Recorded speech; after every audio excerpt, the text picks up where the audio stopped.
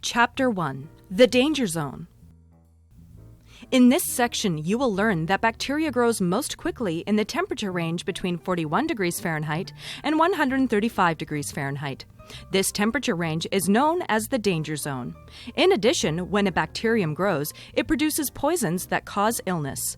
You will also learn cold food should remain 41 degrees Fahrenheit or colder, while hot food should remain 135 degrees Fahrenheit or hotter. If food enters the danger zone, it must be thrown out. Food safety is important to everyone. To you, because unsafe food practices can affect your health, your family's and friends' health, and employment too. To the public, because in our state, we've made it the law to protect our food supplies. To your customers, because it's their health and safety at risk. To your fellow workers, because it protects their jobs and their safety too. To your employees, because a clean, safe environment helps them stay in business. Clean is not the same as safe. Hands can look clean, but if they have germs on them, they are not safe.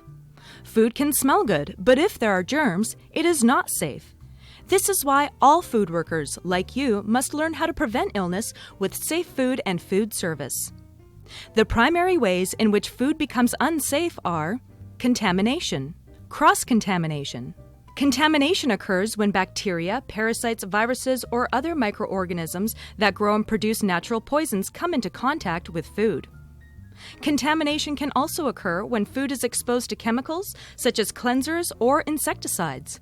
Another type of contamination occurs when foreign objects, such as glass or bits of packaging, are accidentally mixed into food. Cross-contamination occurs when bacteria spread between food, surfaces, or equipment. Cross-contamination is most likely to happen when raw food touches or drips onto other food, equipment, or surfaces. Cross-contamination can also occur when unclean utensils, glassware, or dishware are used, or unclean work surfaces are used.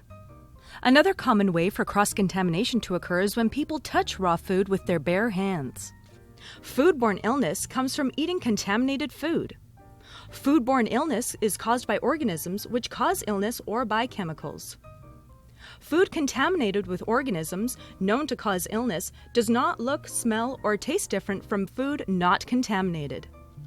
Symptoms vary and may include diarrhea, vomiting, fever, cramping, and nausea.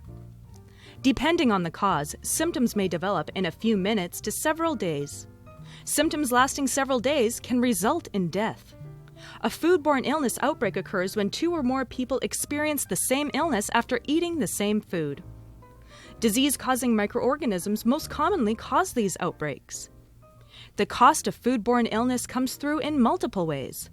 One way is through the loss of customers and revenue. Another way is the loss of business reputation or public embarrassment. Other ways include lawsuits, increased insurance premiums, lowered employee morale, increased employee absences, and the cost of training new employees. All foods should be handled safely, but some have a greater danger of contamination.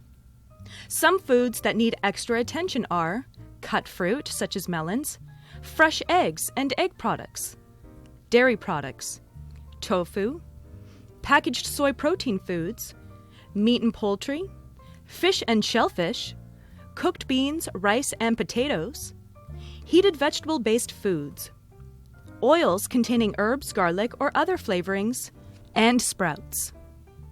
As a food handler, it is your responsibility to be able to identify and prevent situations that can lead to foodborne illness outbreaks.